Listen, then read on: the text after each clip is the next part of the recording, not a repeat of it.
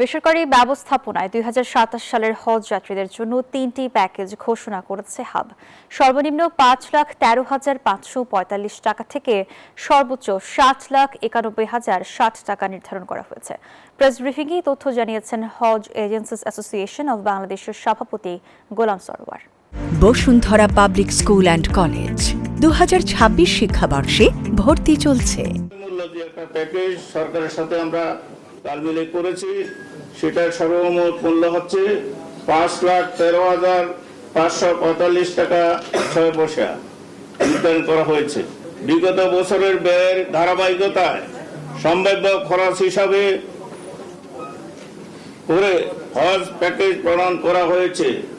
পরবর্তীতে রাজকীয় সৌদি সরকার কর্তৃক কোনো খাতে খরচ বৃদ্ধি বা হ্রাস হলে প্রযোজ্য খাতের বর্ধিত হ্রাসকৃত ব্যয় প্যাকেজ মূল্য হিসেবে গণ্য হবে।